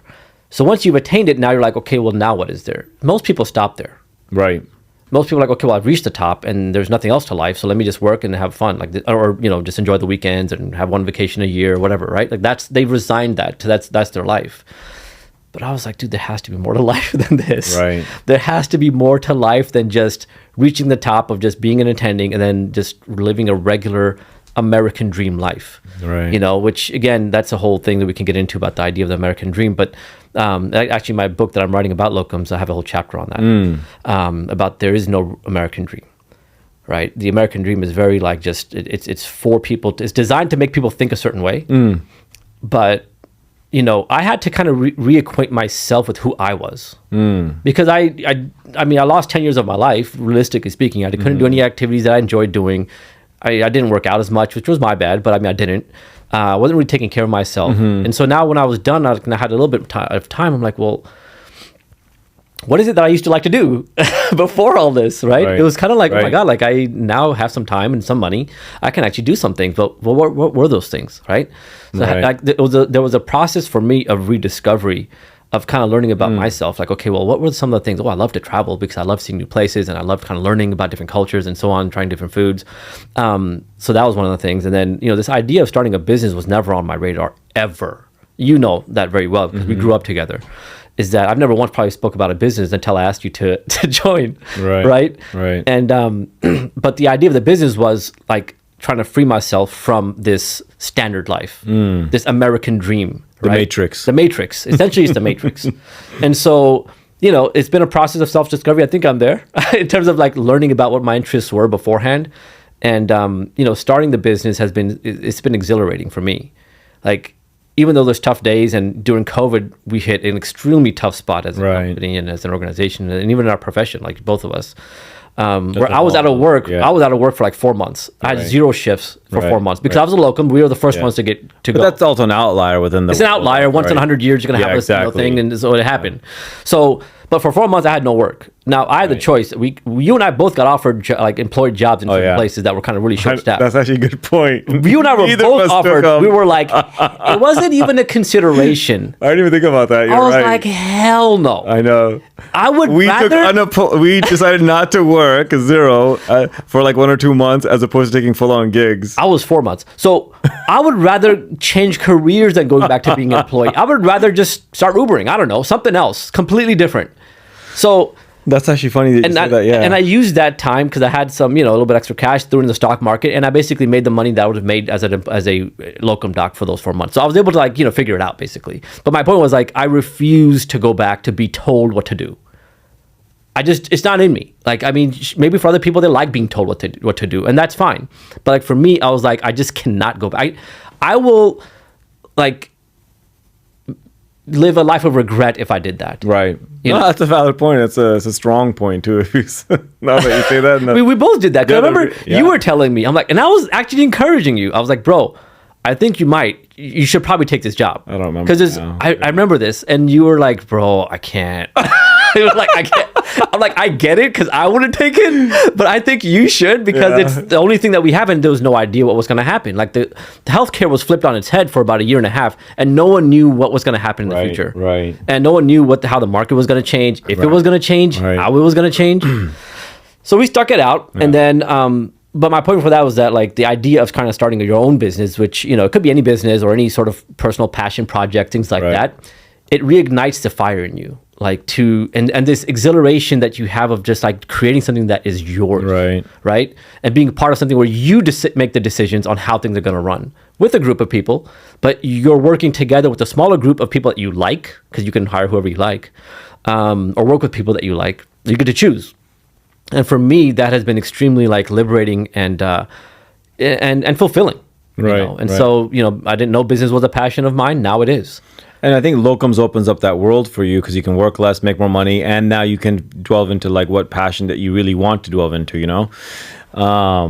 So I think that's a valid point for that aspect of it, for sure. Now, you know, I did want to talk about how, you know, for us, me and you in particular, Locums is, I think, become our lifestyle essentially now, where I don't think either of us, like you mentioned with the whole pandemic, that we refused to even pick up a job as opposed to go jobless for a couple of months, which I was happy with, and I was luckily able to do so. Yeah. Because of the fact that you did Locum, then you had a lot of money saved up that you could use for a rainy day. Yeah. But I think for some people, Locums could be like a little transition point, right? Like you come out of residency, you do Locums for 2 or 3 years, and you pay your school loans off, and then you can be comfortable after that because if you have no other school debt, you can go back into the employed world where you're just, you know, and have no autonomy and get paid less and all those things. Yeah, I mean, you can do that. No, but you could though, right? I mean, you could do anything. It's not within our thought process now, but many people I think still have that, and I think I want to make people realize that it's not just, especially the new docs, that you don't have to be committed 100% one or the other. It's not all or nothing. Yeah, you could dive in temporarily, and I think, or even just dabble, do a few, like 4 or 5 shifts a month, just to kind of get the feel for it, which is what a lot of people do. Yes, or jump in transition completely to Locums world and then go back if that's what you really wanted to do at the end of the day, you know? Right. And I think that is a possibility too, you know, as like I said, if you have, what I tell these young docs is work hard, short-term sacrifice, long-term gain, right? Work hard for that 1 year, pay your school loans off, maybe have some income for a down payment for a house, and then you go wherever you want to go. And then go back to the corporate world or wherever, you know? Yeah, the options are there. The option is there. The option is there to do that. And I think you're giving yourself leverage. Yep. Because you've paid off your debt. You don't have that anymore. Yep. And now you have maybe some extra cash that you can use for investing or whatever else you want to do. Start your own business, restaurant, company, whatever, right? Right. Health startup. Good point. Or? What were I think we hit on a pretty good amount of topics and what stuff. were you talking about right now? I was going to add on to that. Oh, so the idea that locums allows you that flexibility. There was no way I could have started a business without doing locums. And why? Again, as an employee, you're given your schedule. It's hard to make requests monthly, right? I mean, if you make a request, it's like maybe for a couple times a year for a vacation. Yeah, you can't be that employee that's always requesting. Yeah, I mean, unless you're the director, you've been there for like 20 years, you're not going to get priority. Right. So I was like, okay, well, business in the real world is done Monday through Friday, typically 9 a.m. to 5 p.m. Right. So I'm working a lot of those days clinically as an employee. So that's not working because I really quickly realized I didn't have enough time to actually just work on the business. And not many days in a row because it was just erratic as an ER doc. And so when I switched to locums, now basically I just schedule myself for weekends. I would work maybe Friday, Saturday, Sunday, or Saturday, Sunday, Monday, or just Saturday, Sunday, 4 times a week, sometimes 3 times a week, just have one weekend off. And then I was able to work on the business like for 5 days straight during the week. You can't do that as an employee or as a part of a contract management group or even part of a single, like a democratic group of docs, right? So I was able to, again, structure my life in such a way that allowed me to start a business and work on it pretty much full time, Now, it wasn't easy. Again, I was working on both sides, meaning that I was working on my business when I wasn't working clinically. And when I was working when I was working on my business, I guess what I'm trying to say is I was always working on something. Right. Either my business or my company, right? And I did have... You had a bigger vision though, right? So it's like... Like you said, yeah. I was like, look, I'll sacrifice a few years of my initial life and kind of like... And at the same time, I did have plenty of time for like, family and travel and things like that. Yeah. So it's not like I was just, head down for like 10, those years. But it gave me the opportunity and there's no way I could have done it without that. So that's one of the things I think people don't realize. If they have a passion, they have something that they want to pursue, whether it's travel, starting their own little company, writing a book, whatever it is, you can do all of that or any of those things if you do locums. And because of the flexibility it gives you, like people don't understand how flexible and how like you can manipulate your life with locums, right? Like you can basically schedule it. I just want to drive that point home. Yeah, and I think that's valid. I definitely feel more free now. Free. Yeah, I really do. If you want to take a month off, go for it. Yeah. I mean, as a matter of fact, I'm looking to hopefully take like a month or 2, maybe 3, maybe come back once to do a block of shifts, spend the winter in maybe Dubai. Right. Because why not? Because why not? Right. No, but it's true. Why not? Yeah. Yeah. Yeah. What were you going to say? So tell us about Dr. Coffee. Dr. Coffee is this physician who's astute. This sexy physician guy. Astute in the world of coffee beans. Who knows the texture that it takes. The nuance of like the flavors and the sub flavors, I guess. Sub flavors. I don't know. This guy's like nuanced and all this stuff. I just drink coffee. It all tastes the same to me. I'm going to make you an undertow next time. Okay. It talks about like berries and nutty. I'm like, bro, it just tastes like coffee to me. Well, it's kind of like... Maybe I'm just not sophisticated like you are. Yeah, it's kind of like... kind of like cigars. Yes. Yeah, like, you detest cigars, the taste. I don't prefer smoke in my mouth, correct. Yeah, well, besides that, but you don't like the flavor. I don't like the flavor. That was disgusting. I really don't like cigars. Yeah. There's one time we had that I did enjoy it, but... you remember which one it was? But it dulls your taste buds. Did you not realize that? Every time I eat after the fact, I don't really taste my food as much as I would appreciate. That's because you're soft, bro. Possibly. But, why do you need to taste food anyways? Who cares? Yeah, it's just nutrition. Yeah, you're right. I mean, technically, if you look at it from a fitness component, right, it's just an energy source. That's all it is. Like, we're all into, like, this culture is all about pleasing yourself. Yeah. No, you're right. You're right. And that's why I try to utilize food as a nutrition source as opposed to an indulgement. Right? That's another philosophy on its own, too. And nutrition for you is a big, I think, area of interest, which I think is great. And I've learned a lot from you about nutrition and things like that. And I know a lot of people at work will ask you questions about nutrition and things like that. So, yeah. And I think... You should do a nutrition channel, bro. I really think you need to go in that direction. Give little talks on that stuff. I think, and I hate to kind of say this because I feel like we're almost selling a pitch here, but it's because I have so much time to. Yeah. And I realize that I want to focus on my health a little bit more as opposed to... focusing on, just work. But seriously, that's what it comes down to, And you realize that... You mean you have the time to delve into, learn more about nutrition that you may not have had if you were working in another way. Okay. Yeah, exactly. Like you said, personal passions, right? Yeah. And I think, honestly, coffee came from that too, to be honest. My likes towards coffee and taste and having a setup and all that is all from just the excess time, being able to kind of delve into it and kind of have a little quote unquote hobby in addition to, some free time to let your mind wander. Yeah, exactly. Thing is, when you're working as an employee, your mind can't wander much. As much, yeah. Like one of the things that allowed, again, when I did started in locums, is like my mind felt free, but like I was able to now start thinking. I was able to start thinking about like, okay, well, what is it I want in life? How am I going to get there? Are the things that I'm doing right now going to let me do it? I'm not like worried about, okay, I'm going to have to work again in 2 days. Like I can take 5 days off. I can take a week off. I can take 2 weeks off. Right? It gives me time that I can think. And people don't realize that as an employee, you're kind of just on the go. I think like you said it best earlier, to be honest. And I think it hammers the point home most is the Matrix analogy. Most people don't know that there's a real world out there. And most people are happy with that. Unfortunately, because they just don't know. They've been told a lie, and they've believed it, and they know that they don't know they're being lied to, so they've just accepted the fact that this is life, and that's it. And then they end up committing, having depressed lives, and got the worst case scenario, committing suicide in many cases. Yeah. LocumGuru.com or LocumGuru.com? LocumGuru is my blog. Is there S in there or no? No S. So LocumGuru, okay. one word. That's my blog that's dedicated to telling physicians about the locum space. And from a physician who's practicing full-time locums. Also founder of LPU. Locum Physicians United, yep. And also founder of DocReady.com. Yeah, we telemedicine. Telemedicine company. We provide medication refills for chronic conditions and that. Currently in the midst of doing what? Yeah, so I'm writing a book about locums. It's almost done. I should have it done in the next couple of weeks. Again, it's just something that I'm going to give away probably free at conferences. I think it's a smart idea. And people, just to educate people. I'm not here. Look, if you want to work with us, great. If you don't want, you want to work some other locums company, that's fine. We'll still provide you information. I'll still support you and whatever you need to know.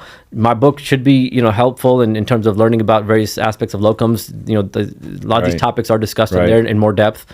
And then TopDoc is my Instagram handle. And I started that, I don't know, a few years ago when I was basically, people were always asking me about what I do and where I go, and they were kind of intrigued by my travels. And so I wanted to basically show people what lifestyle you can have, and locums has enabled this. A picture is 1,000 words, right? So it's another angle to kind of teach people about this because you can take the red pill and you can live a life that you go into Wonderland, right? You don't have to be a blue pillar person and just go back to your bed and being called by your boss to do all these modules that you didn't do since 2 weeks ago. I think we should say saving lives, call back later. Saving lives, call back later. All right, guys.